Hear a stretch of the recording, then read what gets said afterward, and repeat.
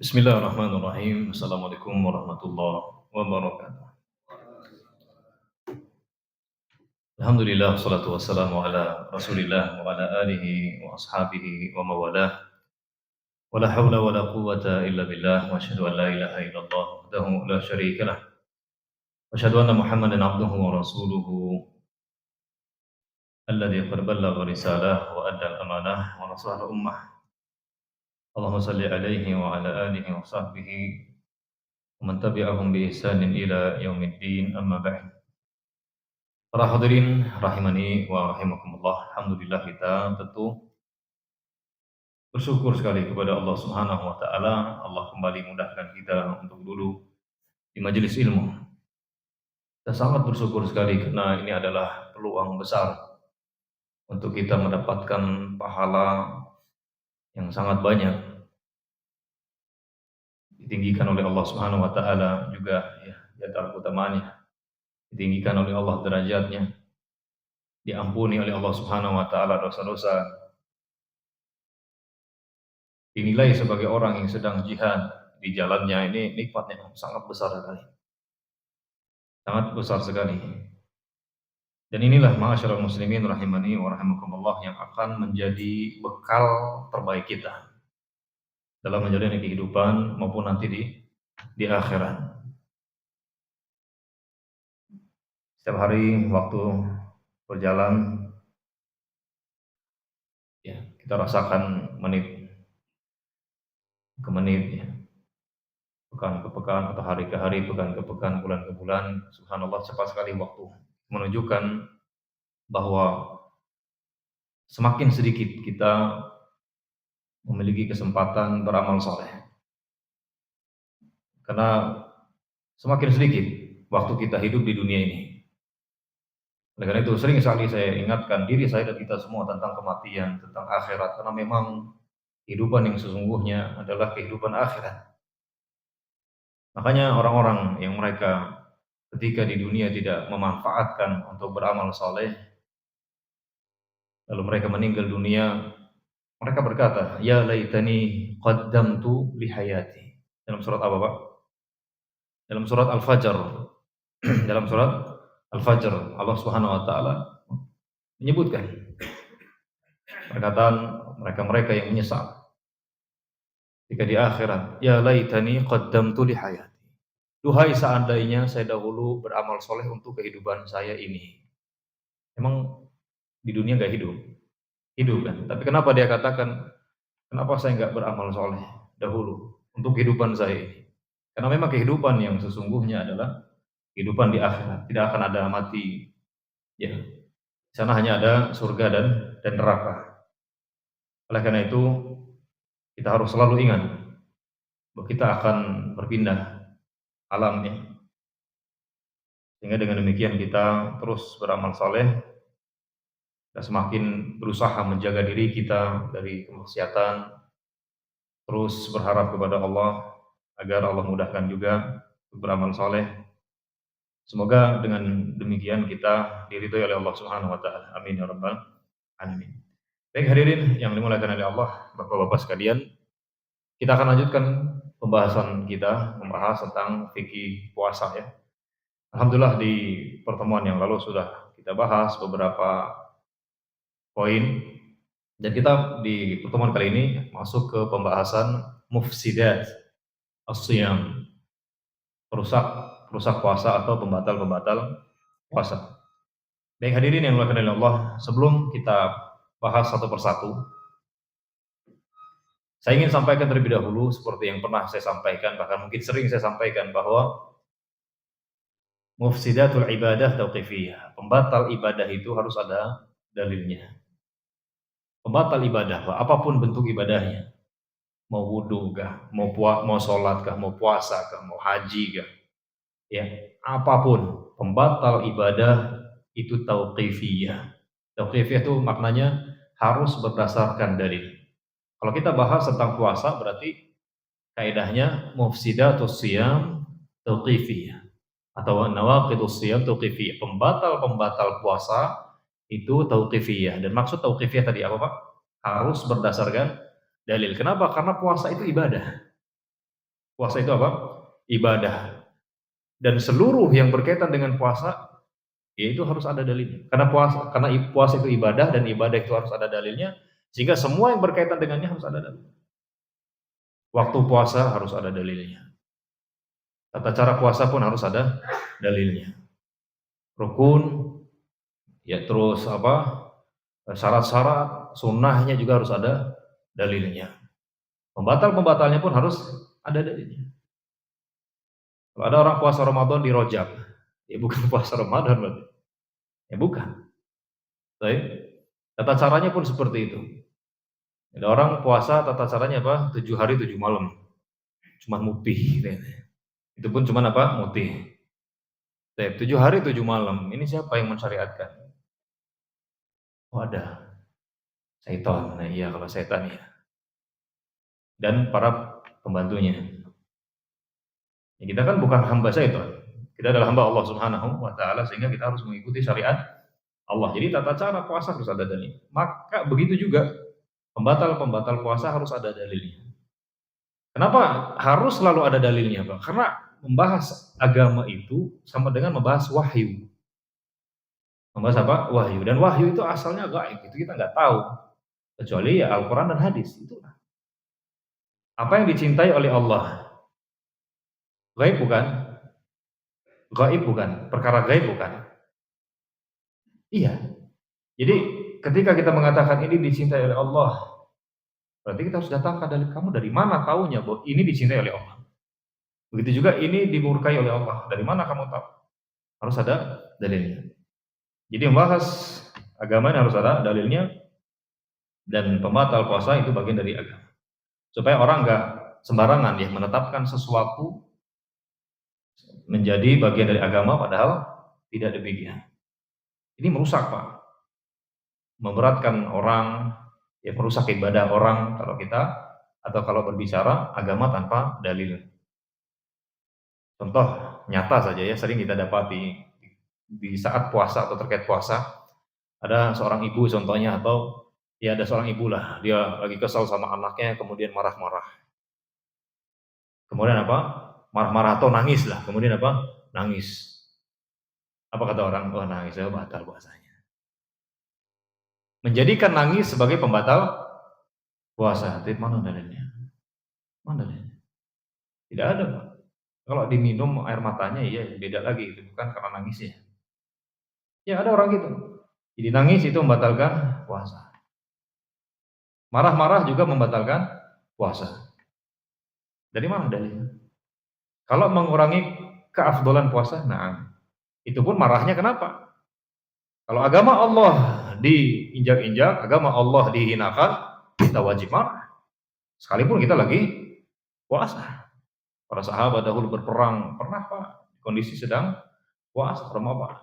Apa di saat puasa? Marah ya, di saat perang. Ada anak contohnya di bulan Ramadan dia melakukan kemaksiatan. Masa orang tua senang aja? Harus marah, harus tegas.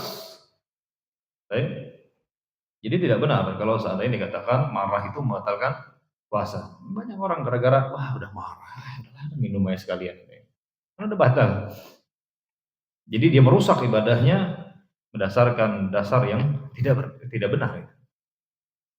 Ada lagi orang yang mengatakan buang angin di air batalkan puasa. Ini dari mana juga ini?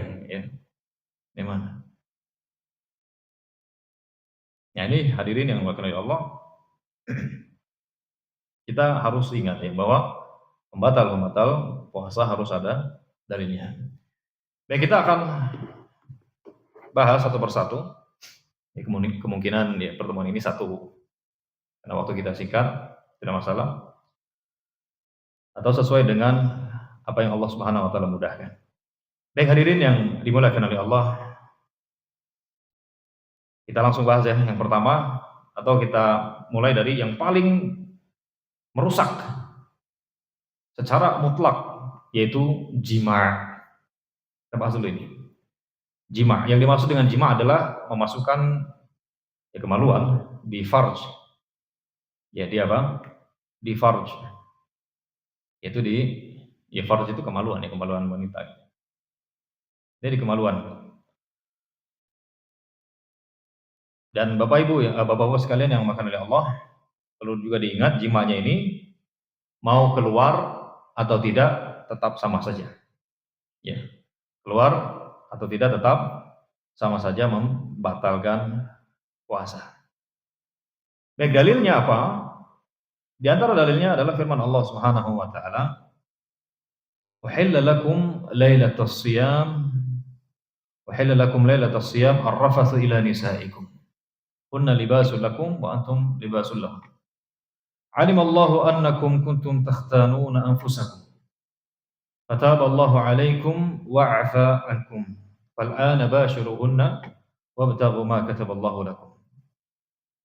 Baik, Allah katakan dihalalkan untuk kalian di malam hari, ya, di malam hari puasa, di malam harinya, dihalalkan bagi kalian di malam harinya untuk melakukan hubungan intim dengan istri kalian. Jadi kalau malam hari boleh, Pak. Saya pernah mendapati orang punya pemahaman, pokoknya di bulan Ramadan itu nggak boleh jima.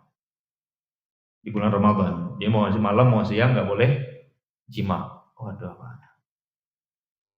Kasihan sekali dia. Ya, kasihan sekali. Yang nggak boleh itu di siang hari, di bulan Ramadan. Itu pun tanpa ada uzur. Nanti kita akan bahas. Jadi kalau malam hari bebas, terserah. Ya mau berapa kali kayak buat bekal besok ya di jamak takdim gitu ya. Silahkan. Jadi Allah halalkan di malam hari. Dan Allah katakan mereka adalah pakaian untuk kalian dan kalian adalah pakaian untuk mereka. Allah Subhanahu wa taala mengetahui bahwa kalian itu tidak bisa menahan nafsu kalian. Allah katakan demikian. Maka Allah maafkan kalian, Allah ampuni kalian dan Allah maafkan kalian. Jadi sekarang silahkan pergaulilah istri kalian dan Allah Subhanahu wa taala katakan setelahnya tentang makan. Intinya hadirin yang dimakan oleh Allah, yang dilarang adalah di siang hari. Kalau malam boleh. Ya, karena Allah katakan tadi laila. Jadi yang dibolehkan di malam hari, kalau siang tidak boleh.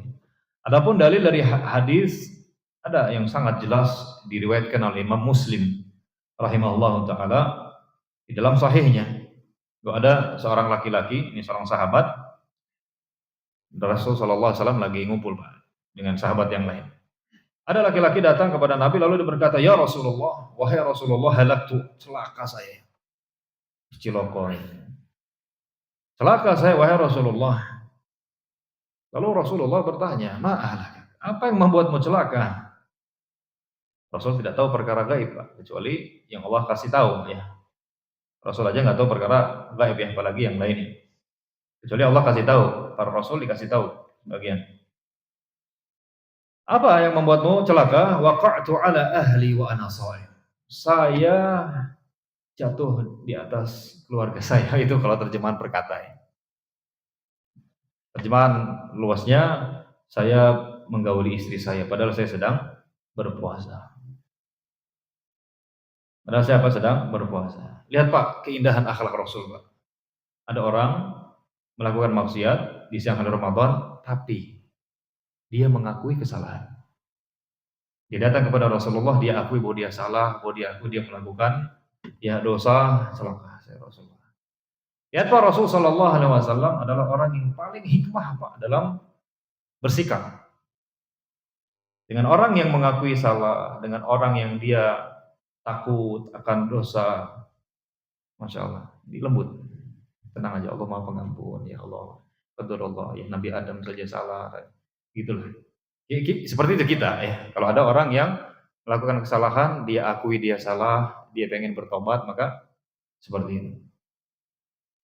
Makanya beda lagi kalau seandainya orangnya ngengkelan. Orangnya apa? Ngengkel, apa lagi? Selain ngengkel bahasanya. Ngeyel ya, pokoknya dablek gitu orangnya. Pokoknya benar-benar kacau. Orang kayak gini jadi dikasih tenang aja, Allah mau pengampuan, Allah maafkan. Malah udah selanjutkan gitu ya. Kenapa? Ya karena malah didukung, seakan-akan didukung. Enggak, orang kayak gitu mah dikasihnya dalil-dalil tentang neraka, Pak, tentang azab. Ya, orang-orang yang semacam itu. Tapi kalau orang yang dia ngaku kesalahan ya, maka kita tenangin dia. Jangan membuat dia putus asa dari rahmat Allah Subhanahu wa taala. Lihat apa yang dikatakan oleh Rasul setelah sahabat ini mengakui bahwa dia salah gitu ya. Dia celaka bahkan ya, ungkapan yang dia ucapkan. Lalu Nabi sallallahu alaihi wasallam mengatakan, "Hal tajidu raqabah tu'tiquha?" Apakah engkau punya budak yang kau bisa merdekakan untuk bayar kafarahnya gitu. Untuk bayar kafarahnya. Jadi Rasul enggak mencela, Pak. Rasul apa? Tidak mencela. Tapi kalau kita gimana?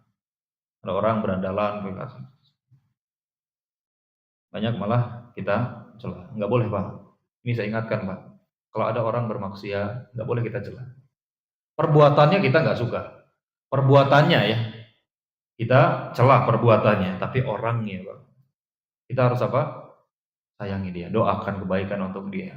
Doakan semoga Allah beri hidayah kepada dia. Ingat ya, kita harus apa? Seimbang. Artinya di satu sisi kita nggak suka apanya?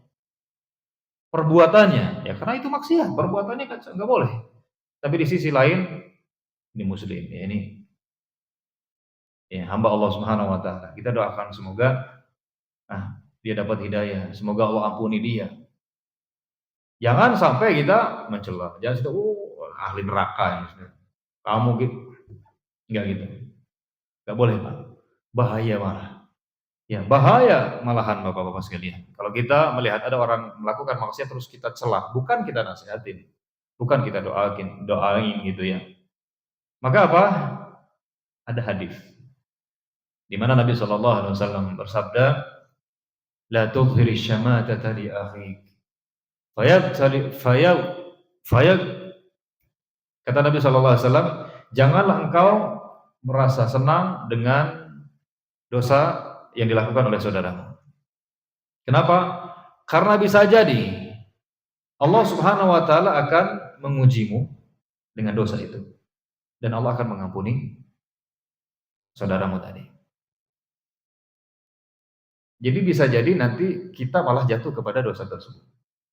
Karena orang yang salah itu bukan malah dicela, dinasehati. Kalau perbuatannya iya. Perbuatannya kita enggak boleh. Perbuatan itu ya dosa. Maka hati-hati, Pak, hati-hati. Orang jatuh kepada maksiat malah dicela-cela, diketawain begini, awas, bisa jadi suatu saat nanti Anda di posisi dia. Dan orang tersebut malah diampuni oleh Allah karena dia ternyata dapat hidayah, akhirnya dia bertobat kepada Allah Subhanahu wa taala.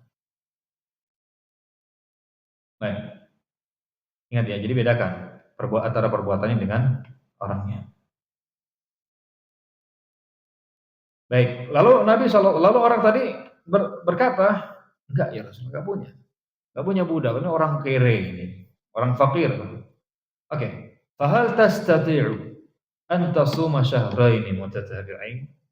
Apakah kau bisa puasa 2 bulan berturut-turut? Ini kafarah. Enggak bisa ya Rasulullah. Sebulan aja jebol gitu. Ini 2 bulan berturut-turut. Baik, Nabi bertanya lagi, hal tajidu ma tud'imu bihi sittina miskina? Apakah kau punya makanan yang bisa kau berikan kepada 60 orang miskin? Enggak juga ya Rasulullah. Ya udah enggak punya pokoknya. Akhirnya orang tadi pun ya sudah, Nabi diam ya, orang tadi pun duduk. Lalu tidak lama Nabi Shallallahu alaihi wasallam mendapatkan hadiah. Ya, mendapatkan hadiah berupa kurma sekeranjang ya kurang lebih. Lalu Nabi Shallallahu alaihi wasallam bertanya, "Aina sa'il?" Mana yang tadi nanya? Lalu dia berkata, "Ya Rasulullah, saya." "Saya wahai Rasulullah." Lalu Nabi sallallahu alaihi wasallam mengatakan, "Khudh hadza. Fatasaddaq bihi, ambil ini dan kamu bersedekah dengannya." Maksudnya kasih makan 60 orang miskin. Untuk apa? Bayar kafarah gitu. Orang ini ngomong ala afqarin minni ya Rasulullah. Apakah saya harus berikan kepada orang yang lebih fakir dari saya? Wallahi demi Allah wahai Rasulullah, enggak ada yang lebih fakir. Ya, di Madinah ini dari saya enggak ada. Jadi udah dapat makan terus udah sana kasih. Masa buat orang lain saya aja fakir gitu ya. Akhirnya Rasulullah SAW yang tersenyum ketika itu Lalu Nabi SAW mengatakan, at'imhu ahlak. Ya udah kalau gitu kamu kasih makan aja ke keluargamu. Jadi ini diantara dalil, ya ini diantara apa? Dalil yang menunjukkan bahwa jima' itu membatalkan puasa. Membatalkan puasa, bahkan tadi Pak ya, kafarah. Bahkan apa? Terdapat kafarah. Dan kafarahnya tadi sudah disebutkan di hadis yang barusan yang kita bawakan. Kita Pak, supaya ingat, pertama memerdekakan budak, nggak bisa. Kita nggak ada yang nggak bisa ya. Kecuali mungkin kita membayar sandraan ya, barangkali karena disandra terus kita bayar, tapi ini sulit juga ya. Baik, nggak memungkinkan lah. Oke, kalau gitu beralih ke yang nomor 2. Ini urutan, harus urutan, yaitu puasa 2 bulan berturut-turut, harus berturut-turut. Nggak boleh ada jeda kecuali ada udzur seperti sakit atau safar. Ya kalau nggak ada udzur, udah dapat contohnya 57 hari, aduh lagi malas puasa. Terus ya Pak, nggak puasa, balik lagi dari awal. Terus berturut-turut. Makanya banyak yang nggak mampu. Ya intinya seseorang dia paling tahu lah kondisi diri dia. Apalagi mungkin sampean-sampean ya, bawa HD, bawa itu ya, atau yang ngawas-ngawas ya. Matahari langsung yang nggak ada tempat iup-iupan 2 bulan berturut-turut sampai cuti gitu. Itu pun belum juga ya. Berat. Intinya kalau seandainya memang tidak memungkinkan, maka kasih makan 60 orang miskin. Kasih makan. Sekali makan saja. Ke 60 orang miskin. Tidak makan, pokoknya makanan yang biasa kita makan. Dan udah pernah kita singgung ya. Mau bisa masak terus undang orang 60. Atau kita beli nasi bungkus, nasi padang kah atau nasi apalah, ayam geprek contohnya kan udah lengkap itu. Ada nasi, ada ayam, ada sayurnya, beli 60 kotak, bagikan ke orang-orang yang kelihatan miskin. Nggak perlu nanya, nggak perlu nanya Pak, Anda orang kere bukan? Nggak perlu. Pokoknya kalau tampangnya tampang kere atau ya intinya penampilannya lah ya, maka tidak masalah. Kalau seandainya qadarullah salah ya Allah maafkan. Yang penting kita udah berusaha aja. Kita udah berusaha, kayak di jalan-jalan kan banyak sih, banyak ya. Baik. Jadi harus bayar kafarah. Baik, kalau ada yang bertanya, apakah perempuan, maksudnya istri juga bayar kafarah? Ada salah pendapat di kalangan para ulama ini tentang perempuan, maksudnya istrinya.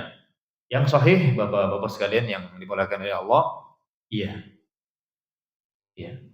Dia juga harus bayar kafarah. Kenapa demikian? Karena ada sebuah kaidah, hukum untuk laki-laki itu pun untuk wanita, kecuali ada dalil yang mengkhususkan. Kullu hukmin sabata fi haqqir rijal fa innahu yasbutu fi haqqil mar'ah illa bidalilil ikhtisas. Itu kaidahnya. Setiap hukum yang ditetapkan untuk laki-laki, maka itu juga hukum ditetapkan untuk wanita kecuali ada dalil yang mengkhususkan. Salat, ya. Salat 5 waktu gimana tata caranya untuk laki-laki, ya gitu juga untuk wanita. Kecuali ada dalil yang mengkhususkan. Ini contoh salat ya. Makanya nggak benar kalau ada yang mengatakan kalau perempuan pas sujudnya begini, konde ya begini nih. Ya begini biasa. Kan ada gitu, Pak. Baik. Terus pas sujud kakinya kalau perempuan rapat, kalau laki-laki dilebarkan. Itu mana ini? Rasul SAW rapat. Nah, rapat. Baik. Jadi kalau ada yang membedakan antara laki-laki dan perempuan terkait dengan ibadah, dia harus datangkan dalil. Laki-laki harus berjamaah, perempuan nggak harus. Nah, ada dalilnya. Benar, sahih. Perempuan nggak boleh puasa kalau lagi haid, ya jelas. Laki-laki nggak haid. Ada dalil khusus.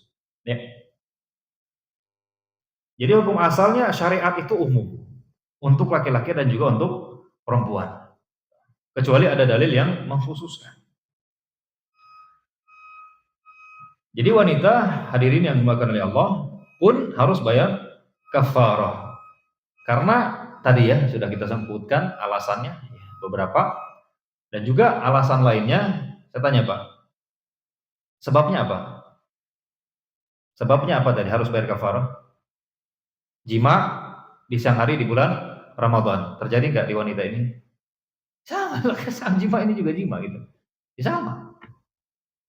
Jadi harus bayar kafarah juga. Baik, kalau ada yang bertanya, tapi kenapa Rasul Shallallahu Alaihi Wasallam tidak mengatakannya secara terang-terangan, ya, bahwa wanita wajib juga bayar kafarah?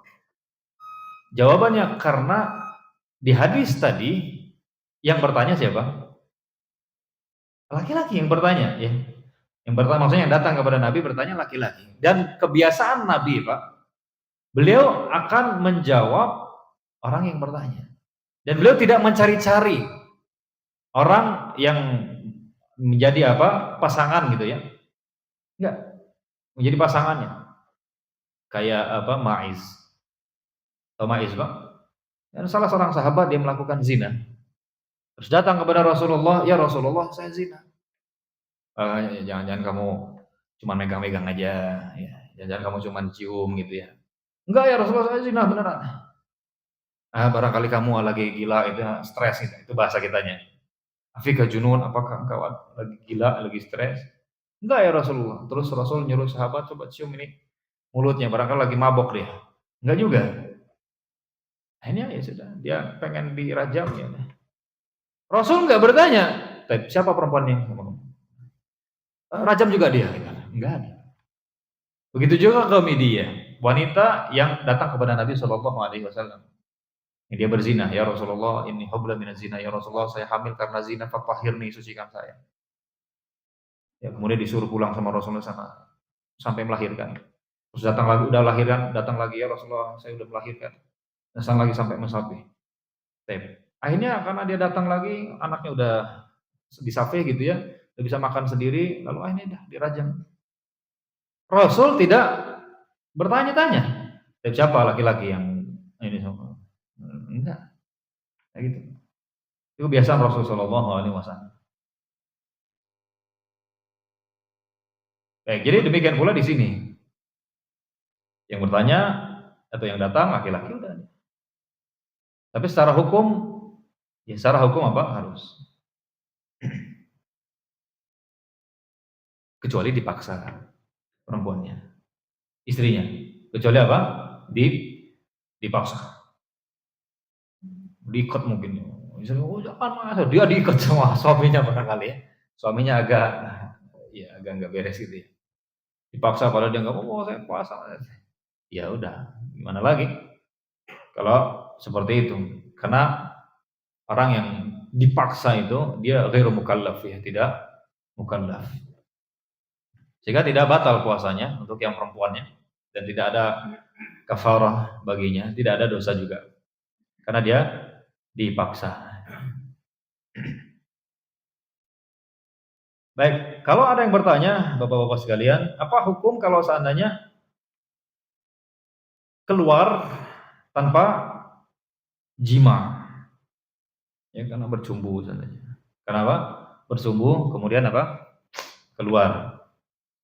Maka yang sahih, Bapak-bapak sekalian yang dimuliakan oleh Allah, puasanya rusak, ya puasanya batal tapi tidak ada kafarah. Tidak ada kafarah. Karena tidak ada jima di situ. Tidak ada jima. Jadi kalau ada orang dia mencium istrinya, memeluk istrinya, gitulah, Allah keluar gitu ya. Maka ya dia berdosa. Dia apa? Berdosa. Tapi tidak ada kafarah. Karena kafarah itu sebabnya adalah jima di siang hari bulan Ramadan. Baik. Saya tanya, atau kalau ada yang bertanya lah.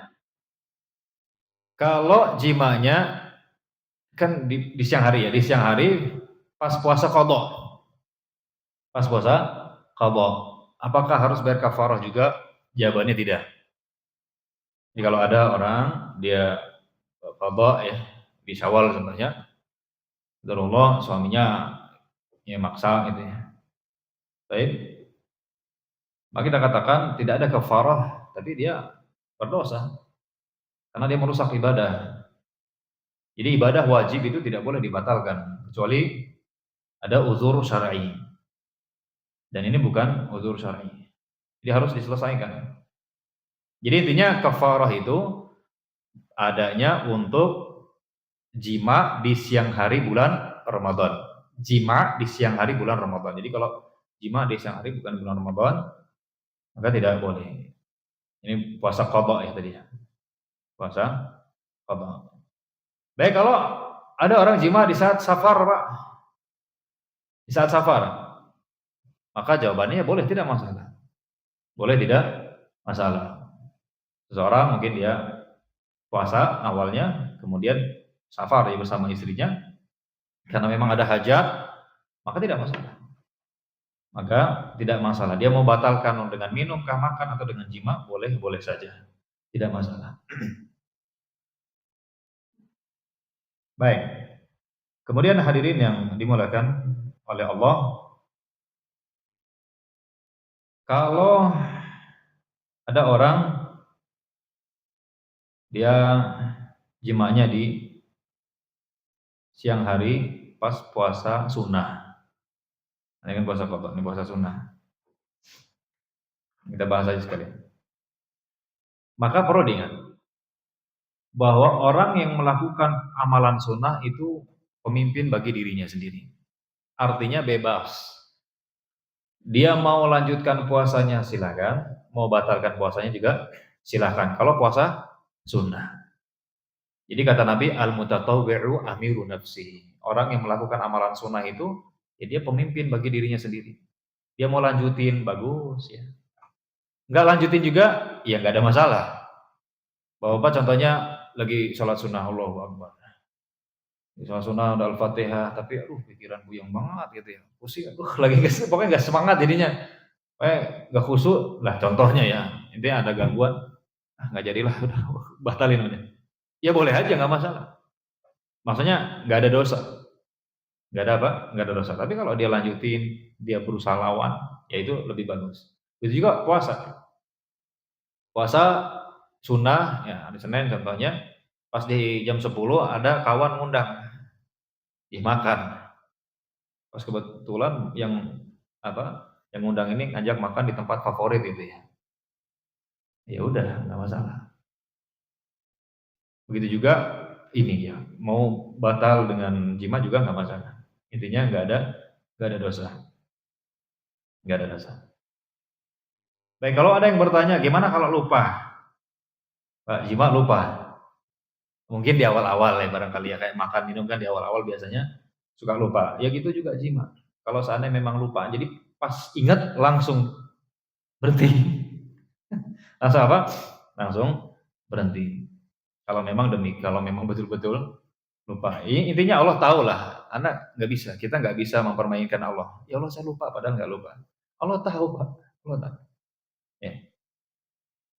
Nah, gimana kalau seandainya lagi jima, ini bukan di siang hari. Ya lagi jima di subuh contohnya ini. Azan ya. Mungkin kondisinya ya perut masih kenyang, terus waktu masih ada, wis adik lumayan gitu contohnya. Contoh aja. Akhirnya melakukan itu, qadarullah azan. Bukan imsak ya, kalau imsak kita udah pernah bahas ya. Itu penetapan yang kurang tepat ya, dikritik oleh banyak ulama. Memang niatnya bagus, kita udah pernah sampaikan supaya orang itu nggak kebablasan gitu ya. Tapi itu malah kebalikan dari niatnya. Akhirnya banyak orang meyakini bahwa harus berhentinya di saat orang teriak-teriak imsak. Padahal waktu berhenti itu adalah azan atau bukan azan, masuk waktu sholat subuh dan imsak itu belum masuk. Jadi boleh tidak masalah. Makan minum boleh tidak masalah. Ya. Baik. Jadi kalau seandainya apa tadi? Apa tadi, Kak? Jima? Pas azan ya? Ya intinya berhenti kalau memang tahu azan ya jangan dilanjutkan. Langsung pas dengar azan berhenti. Ya udah diselesaikan nih, nggak boleh lanjut lagi. Waduh nanggung, nggak ada nanggung-nanggungnya nanti bisa ininya. Salah siapa mepet-mepet gitu ya. Baik, makanya di malam hari ya, di malam hari ya. Baik.